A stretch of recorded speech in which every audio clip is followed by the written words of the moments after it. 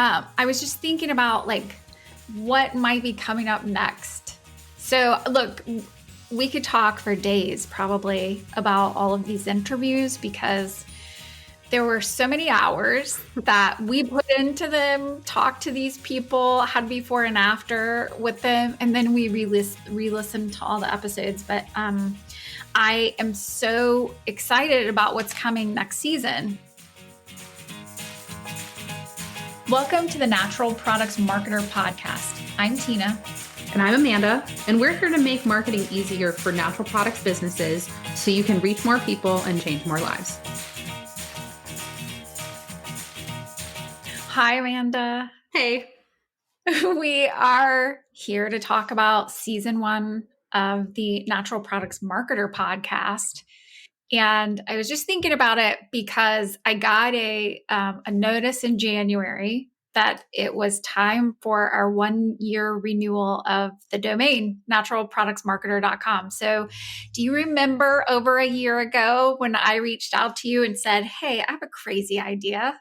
I do. I actually remember where I was. I was like in a Starbucks parking lot, had just picked up a drink and get this message. It was like, do you have this? Do you want to hear my crazy idea? I was like, absolutely, I do. And the rest is history. That is not the last time I've sent you a message like that. No, it seems to be a weekly occurrence lately. Yeah. Do you want to hear this crazy idea? And you always say yes, which is so encouraging to me. Maybe you're not so crazy. No, I'm definitely crazy. And there have been, just so the listeners understand, there are times when Amanda has been like, yeah, no, that is not happening, or it's not happening right now. But I do have a lot of ideas around helping natural products retailers win and grow. That it's a huge passion for me. And I think it's all started with, because I have the end customer in mind, like they deserve to have people like you in their lives. And so I want to help them find you. I want to help people find the resources that they need in order to take care of their own health and wellness. And it's been a passion for a very long time. But a year ago, I was like, hey, do you want to help me make a bigger impact on the natural products retailers? And you were like, yeah, I'm in. Yeah, no, it's been super fun. And just reflecting on the past year of, all the work that we did to prepare for the podcast, to finally launching it.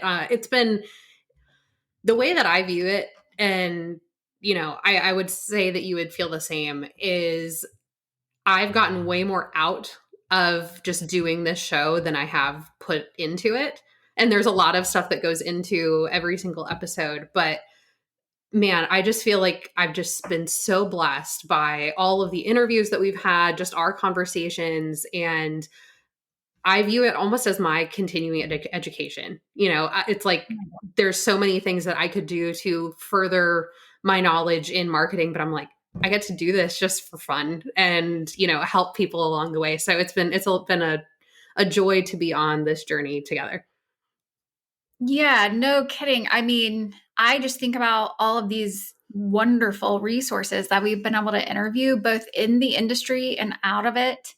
It's stuff I want to know as much as I want retailers and other people, manufacturers in the industry to know. It's things that I'm asking questions about too, or that our clients are asking questions about. So it's so wonderful to be able to spend time with these people, picking their brains. And it doesn't seem to be a huge ask for them.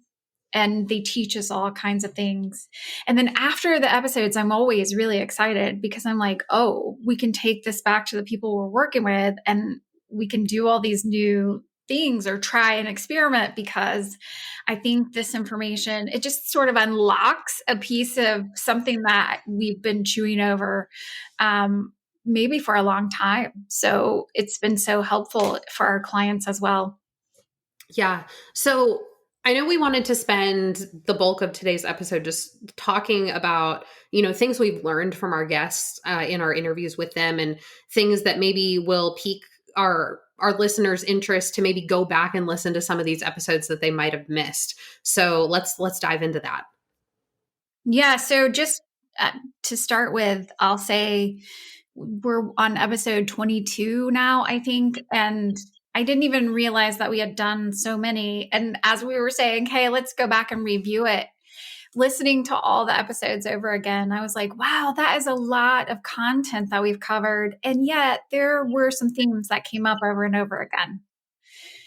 One of them that just comes to mind was echoed from Ryan Sensenbrenner, Chris Sorensen, Billy Jones, Seth Spears, Peter Murane, that we have to be marketing on our differentiators. We have to talk about what makes us different than other retailers or other people in our industry. And we probably don't do that enough. A lot of times it's this consultative approach, and people aren't talking about it in their marketing as much as they probably should. Yeah, I made a note of something that Peter Murane said on his episode. He said that the smaller your budget, the more disruptive your brand needs to be. And I was like, that is just a golden nugget that I think all of our listeners, because I think, no matter the size of your business, and a lot of our friends in this space are operating on smaller budgets, you can be disruptive with little money. And even when you start to like increase your revenue and all of that, it's so, I feel like it's really hard to be like, I'm going to just spend all this money on marketing, even though I know I should. But it's like, you don't have to spend a ton. I mean, there's definitely recommendations of what you should spend, but I think it gave me hope of, you can still do a lot with little resources. Yeah, which reminds me of something in Ryan Sensenbrenner's interview, which was all about lowering the volume or the amount of choices that you have, bulking up the volume of the few lines that you spend money with so that you can capitalize on the number of human resources that you have. So small resources, whether it be in budget for marketing or smaller resources with people, because it's tough to find good people to work in retail these days. And that just makes you more creative. So what are some of the ways that you can sort of work your way or get creative outside of that? And I think all of our podcast interviewees had something to say about that. Yeah, I think that reminds me of, I know Chase Ballard talked about this as well as Chris Sorensen. You're talking about utilizing our human resources wisely. They both talked about, merchandising and product selection. And I think Ryan even talked about this too. You don't need to have more does not equal better. So, choosing just a few products that you really believe in, having this good, better, best mentality when you're making these purchasing decisions. And, when you only have, 5 options for vitamin C as opposed to 20, because there's more than 20 out there, it's like, it makes your staff's job easier to merchandise them. It makes it easier for the customer to decide, what do I pick? Well, there's 5 choices instead of 20. So it creates a path of just less resistance on multiple fronts when you kind of just pare things down. Yeah. And that just reminds me of our interview with Billy Jones when he's talking about, okay, then who do you partner with? If you only have 5 manufacturers that you're working with around vitamin C, who do you partner with? And Billy's not the only one that talked about this, but finding those manufacturers that are protecting the independent retailers is so important. If they're enforcing MAP policy, which I know is difficult, we've talked about this with vendors and, how do you do this? And it's very difficult to do, but people do dedicate resources to make that happen if they're in the business of furthering the independent retailers in this industry. So I think that's one key, is finding people that help protect this channel so that you can deliver the best customer experience, and also finding the best products. So Dr. Greger, who wrote How Not to Die and How Not to Diet, has come out with a new book called How Not to Age. And he sits and talks in the introduction to this book. He says, there's no guarantee that a supplement bottle even contains what's listed on its label. In one study, only 2 out of 12 supplement companies were found to have products that were labeled accurately. And the New York State Attorney General commissioned DNA testing of 78 bottles of commercial herbal supplements sold by GNC, Walmart, and Target. And 4 out of 5 bottles didn't contain any of the herbs listed on their labels. Crazy. We know that independent retailers are not carrying those brands. Right. Those are the same brands that you find on Amazon. This is a point of differentiation, and finding the manufacturers that actually have their products tested. They stand by good manufacturing practices. They do not have fillers in their product, and they have what it says on the label. That's another way that, first of all, you're protecting the consumer, like Deborah Short talked about. Like, we are the gatekeepers, and you are also protecting yourself from claims like this that just shouldn't be. This is not how it should be in this industry. Yeah. And I think, you mentioned Deborah, and I was going to do the same thing. Trade shows like Soho Expo are a fantastic place for people to, find these brands that support the independent retailer, because that whole association, SENPA, is designed to protect the independent natural products retailer. And so, supporting shows like Soho Expo, Soho Health Fest, and being a part of that, I think, is just one additional way that we can filter through all the crap that's out there, because the brands that show up to shows like that, they really do care. And, the vast majority of them are doing things the right way. Yeah. And we know they care because it's a big investment to show up at shows like that. So they are investing in the independent retailer channel. And because there's a lot of training that goes on at those shows, including, hey, here's a way to grow your business. I know Ed Jones was one of the presenters at last year's Soho Expo, did a brilliant job just talking through different ways that he markets the business, different partners that he has in the industry, so that they are really the health and wellness hub of Chattanooga. And he was completely open book and transparent in his presentation about the tactics that he uses. I don't know where else you find that kind of training, and putting on an event like that requires people to invest in booths and sponsorships and everything. And so the manufacturers that are investing in that show are manufacturers that care about the retailers, getting them the right training, and protecting that channel. Yeah. And I think, it's really easy to overlook the independents, because they definitely are shrinking in size. But that, our conversations about these trade shows is making me think of our interview with Mike Maddock, and how his whole interview, he talked about how, this David and Goliath story, and how oftentimes Goliath is afraid of David. And I think we get that wrong as independent retailers, and, maybe smaller natural products businesses, where we're so afraid of these big box retailers. And the fact of the matter is, we don't have to be. And I was so encouraged listening to his episode, and, I came away with it with so much hope that, the mobility that these smaller retailers have is so far beyond what these big corporate giants will even let you consider doing. You have no freedom when you work for, a corporation like Target to build a display the way you want it. It's like, no, it has to be built this way. It's like, Where's the fun in that?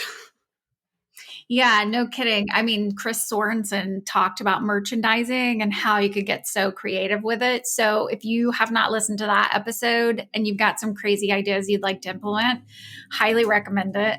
But to go back to Mike Maddock for a minute, they just agreed that he is the Senpa Soho Expo keynote speaker in September. So it's very exciting that he's going to be there if anyone wants to register for that event to come see him speak. Of course, listen to the episode. One of the best little quotes or things that I took from his episode was the use of the voice of the customer versus talking about the benefit load. So he was talking about how we always talk about, hey, vitamin D or vitamin C or whatever it is does this and this and this and this.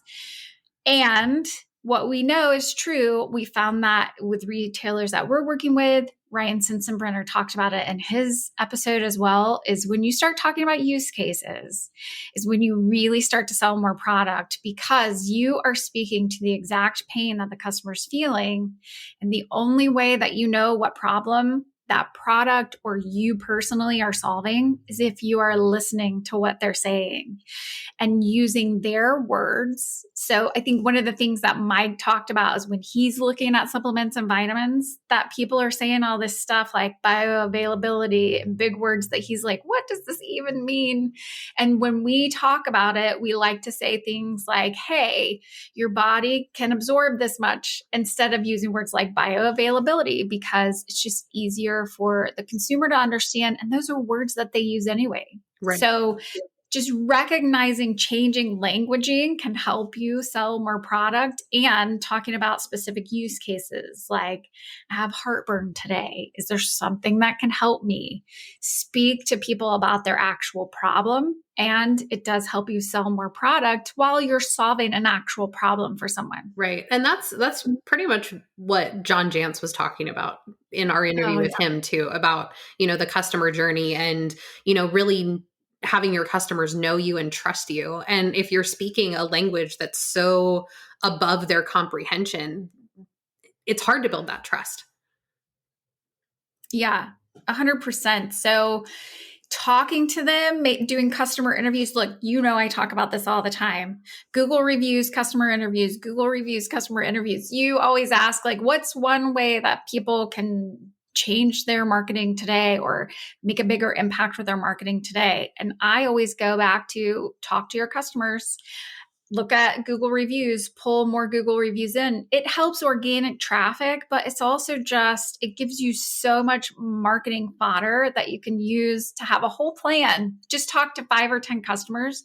You get a whole plan for the rest of the year as to the topics that you need to cover, the language that you should use when you're talking about issues, and the way that you serve people, because it's different than going on Amazon or walking into Target where no one's going to help you find what you need. Yeah. And so talking to customers is huge. Yeah. And I think, you reminded me of our conversation with Katie Coleman at Nutrition World. And I know we already talked about them a little bit, but one thing, and partially because I was there when a lot of this was happening, but when she started her family, I think it ignited a passion for, providing options for new moms, young families, young children that we didn't have before.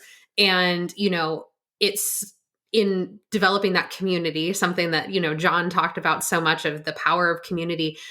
We were hearing things like, oh man, I wish we had a good, baby formula option, or how do I know like what vitamins are safe for my infants and things of that nature. And I think she really took a hold of that and implemented that in a way that I just thought was brilliant, to the point where, I hadn't been to that store in several years, and I went back and visited, and I was like, you can tell that their demographic has changed because of, building this community with young families in that city and bringing them products that are meaningful to them in that season of life.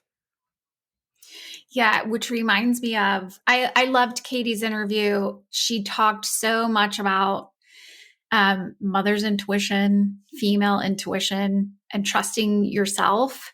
And that there's this gap that's happened over the years. We're used to, we would trust our guts when it came to treating minor illnesses for our kids and even for ourselves. And that we have lost that sense of trust. Maybe it's because we don't listen to ourselves as much. But I've been listening to other health and wellness podcasts, and I heard this parenting podcast recently that talked about one of the easiest ways to make your child feel heard and to make them a confident adult is to say to them, I trust you. I believe you. And I hear what you're saying and I believe you. And it made me think of this women's health experience because there's such a dearth of information around like hormone balancing or a lot of different like age appropriate things from the medical community as women's health changes in life. And it's because when we've gone to the doctor, and this has come up with, like heart conditions in emergency rooms, that women have heart attacks and they are less likely to live through that because the health providers don't believe they're actually having a heart attack because it happens to us younger. It looks different than men. There haven't been a lot of medical studies around all of our health needs. And especially when it comes to hormones and as we're aging, those things are just like, well, maybe you've got a mental health issue versus there's something actually going on in your physical body that is also causing this. And we haven't been told enough, I believe you, that this is happening in your body. And so we don't even trust ourselves anymore. And I love that Katie has decided and been very passionate about, I believe you, that when moms come into the store and when women come into the store, she believes what they're saying their medical and health experience has been. And then she's helping provide an avenue to treat that. And I think it's a big learning for all the retailers and manufacturers out there that for a long time, we women have been not believed about our own health, even though we know our body is better than anyone else. And I think a lot of different providers can take hold of that and put into the world, hey, we believe you, and we've got things that can help you manage this thing that's going on in your body. Yeah. And, when you're saying like, trusting within yourself to believe these things, it reminded me of our interview with Terry Hoffman. And her whole thing is trusting your gut as a business owner. And, whether it's deciding to bring a new product or service to market, you can have all the data in the world, but at the end of the day, if it doesn't sit right in your gut, in your spirit, that it's like, you know your business better than anybody else. And so, even if all of the, going back to, Katie's example, like if all of the data is like, oh no, you don't need to pursue that side of the industry. It's like, there's not a lot of money in that or whatever. It's like, but if like I can make this work at the end of the day, that's really all that matters if you believe it. Cause at the end of the day, data changes. Mm-hmm. Well, and I loved from Terry's interview that she worked with P&G and these large corporations, and they got it wrong by just looking at the data. So it's not, I love data, and it is not the only thing to look at. There's an experience that you've had. Data gives you direction. And then you can interpret what that means because you are listening to the customer. And it brings us back to the Mike Maddock interview, which was, hey, these big companies are afraid of you because you are on the ground in the stores every day talking to customers. They're giving you feedback so that when you see the data, you actually know what it means. They don't, because they're so far removed from working with the customer every day. And even if it's Amazon that just has an online transaction, online is not the same thing as the one-to-one interactions that you're having in your store every day. So I think that should give everyone a lot of hope that first, you're not competing with the Amazons of the world because you're doing something entirely different. But also, if you were, you can win because you have a different thing to offer than Amazon or any of those big corporations. Yeah. And I think, Chase said this so well, is that he said, people don't come to your business for your products. They come for you. And I think that there isn't a truer statement out there when it comes to natural products retailers, that the people are why they are so successful. And we hear that all the time. It's our, consultative approach to healthcare, to supplementation. Everything's custom and tailored to you. You can't get that through AI. Yeah, absolutely. And that kind of brings me to figuring out problems that are happening in your store, listening to the voice of the customer as to what those might be, whether it be their experience online or while they're in your store. You can hear that happening as it happens because you're right there with it. And it made me think of it, that very first interview that we did with you, Amanda, which was about getting buy-in from your boss. And I write this down because it's just so, it couldn't be more true. It's most business owners do not have time to solve their own problems. And if you want to make a difference, let's say you're an up and coming next generation store leader, but there's still an owner in place, or you're about to own your own store or just started owning your own store. If you are a problem solver, if you listen to problems and then bring solutions to the table, you're going to be looked to every time as the best resource on that team. So getting buy-in from your boss is really putting those two things together: listening, providing solutions, listening, providing solutions, and realizing that your boss doesn't have all the time in the world to solve every single problem that comes up. So I think you can become an indispensable part of the team at your store or at the manufacturer that you work for by doing those two things. Yeah, absolutely. I was just thinking about like what might be coming up next.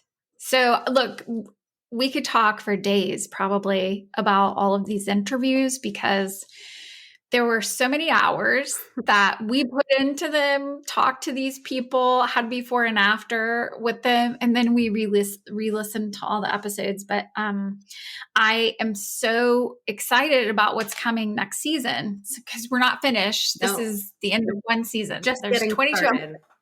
That's right. So we have half a year worth of content, and we're going to give everyone a little bit of time to go back and take a listen to those while we're recording new interviews. And we've already got things scheduled. Some have already taken place, but just to sort of tease some things out there, as we were talking to Deborah Short, she brought up Deshay.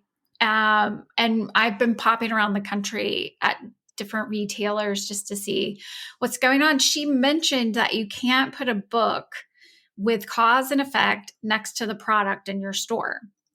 And it reminded me of, we write articles all the time online and put them, but we don't talk about the specific item to buy. It's just the category of items so that we're walking that fine line for Deshay.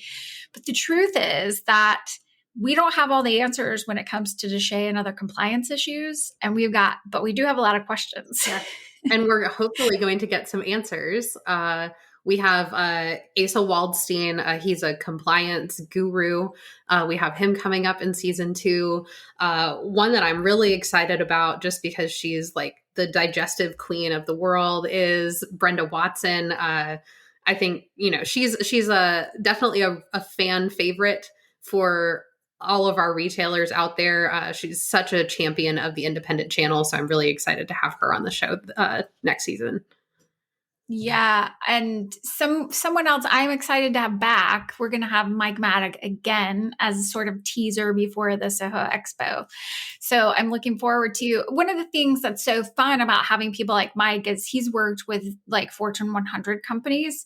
So he is the guy that's working for the Goliaths, and he can give us some intel into what they're afraid of, which is what we talked about last time, but also how either we're not competing with them or how to compete with them. So I'm excited to have him back before Soho Expo to give you a little sneak peek of what you might be interested in hearing if you attend the event. Yeah. And I'm also just always excited to be able to talk to retailers that are really crushing it. So we have a few retailer interviews lined up for this year that I'm really excited about. different business models that we can learn from, and people that are relatively new owners, people that have been doing this for 40 years. Like, we're all over covering as many different avenues as we can. So I'm really looking forward to this upcoming season. Yeah, I'm so excited about the retailers that we've got in store. We have someone who's going to come talk to us about EOS. If you don't know what that is, there's a book called Traction out there that you can whet your appetite with while you wait before we get that episode in place. But it's really about how to efficiently operate a store. And look, that's so hard because there's so many things competing for your time as a store operator or owner. And I think putting that process in place is going to be huge for us to talk about. So we're going to talk to someone about using EOS, that entrepreneur's operating system in a store. We're also going to talk to different retailers of different sizes. So some of these that are in big cities and how they partner with other people to become even bigger and better. And then some people that are in really rural locations, but they are out competing some of the stores that have a lot of population and traffic in their areas. So I'm so excited to bring that to the table because it's a diverse experience, but people are winning in all kinds of situations. Yeah. And that, again, brings me more hope for the other retailers that are out there. Yeah. It's not a one size fits all solution. No, absolutely not. But I do think there are themes, again, that we can talk about all throughout the retailers and manufacturers' experiences. And look, I hope we solve some problems too, because we are trying to bring manufacturers and retailers to the same table to fix issues that maybe all of us are having, whether it be some distribution things, co-op money, how to advertise and bring people into the stores, bigger baskets, more foot traffic. I think it's something that we all want. And so how do we solve some of those problems? I think listening is probably key to that. So we're going to listen to more manufacturers and more retailers and see if we can't come up with some solutions for both to bring everyone to the table and solve some big issues for the industry. Yeah. Because I think at the end of the day, we all have a common goal of it's all about the end user and having them live a happier, healthier life. And, whether you're a retailer or manufacturer, you're doing what you're doing because you believe in the product or the services that you are supplying. And I think when you get down to the root of it, it's all the same. Yeah. And then from our perspective, Amanda, I think some of the topics that we're going to cover are some benchmarks. We've been looking at a lot of different retailers and talking to a lot of different retailers and manufacturers. And there are just some things that we're finding the best retailers have this much of a margin on most of their products or this kind of a product mix. There are some themes that we're finding as far as benchmarking whether or not you have a healthy retail store or a healthy manufacturer P&L. So I'm excited to have some of those conversations. And then we got some feedback, which was fun last season, which was that we should disagree more. So I am looking for places where we don't agree. Okay. Challenge accepted. So we can maybe have some of those discussions while we're here. And the big challenge to that is I think we're both pretty agreeable and that we're open-minded enough to see two sides to an argument. So even when we don't agree, it's usually like, well, I see why you think that. And so it doesn't really sound like an argument. I know. It doesn't sound like a good argument. Which is funny because I think in Mike's episode, he talked about if your business partner is too agreeable or you like each other too much, it's probably not a great partnership. So anyway, we're going to try to argue more. We'll make things more entertaining. And us just trying to argue. Like we have to do this. No, and the truth is, if we bring Chase on here more often, he would argue with us. Yeah. And just say, you're crazy. Stop. He does say that a lot. More and more. I know it's very healthy though, Yeah. because I like his pushback and I get more creative around, well, wait a second, that might be crazy, but here's a But way that we can make it happen that's not so crazy. and I'm just like, yeah, yeah, yeah. Yeah, so it's probably good that we have Yeah. Chase in our mix to tap on the shoulder sometimes so that he can disagree with us. Oh man. Yeah, that's good. But anyway, Yeah. yeah, a lot of other topics are coming our way too. We're definitely getting into ads. What are some of the other topics that you're excited about covering? I would like to really spend some more time in the content creation space. I think we talked a lot about email this season, but I'd like to do some deeper dives into content marketing. I think it's a sore subject for a lot of people and want to try to make it seem not so intimidating. And I think that we did that well with email, but I think it expands beyond that. And I'm excited to do some of my own research in between now and when season 2 starts to roll out, of what are some other things that you can do to get even more creative and make this easier than it already is. Yeah, and I'll just tell you, I'm always excited about this topic because it's a specialty, and I've got some good case studies where I can show, hey, we did this, and some of it was just rearranging content that Mhm. was already there, and the search traffic just goes up, up, up. So we can talk about the details of how we did that because some natural products retailers are just like content machines. They are pumping it out, but it's not making a difference on their numbers. So we can talk about why that Yeah. is. And then others, like how to be the most effective while not wanting to do content marketing. Yes, because you don't have to go crazy. No, you don't have to go crazy. And there are some less expensive resources that you can use to help you do the thing if it's something that you don't like doing. Yep, exactly. Yeah, so that's one thing that I really want to touch on more in season 2. And again, just bringing more and more experts to the table to talk about their different specialties, and just give our listeners the best, overarching education that we can in all things natural products marketing. And look, there will be reappearances. I mentioned Mike Maddock. We'll have Billy on again, Billy Jones with Save Naturally.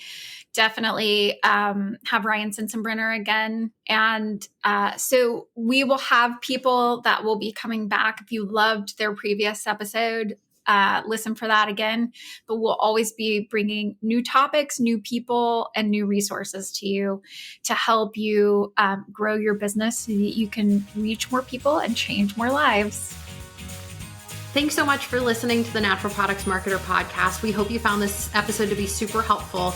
Make sure you check out the show notes for any of those valuable resources that we mentioned on today's episode. And before you go, we would love for you to give us a review, follow, like, and subscribe on Apple Podcasts, Spotify, YouTube, or wherever you're listening today. And make sure you join us for our next episode where we give you more marketing tips so that you can reach more people and change more lives.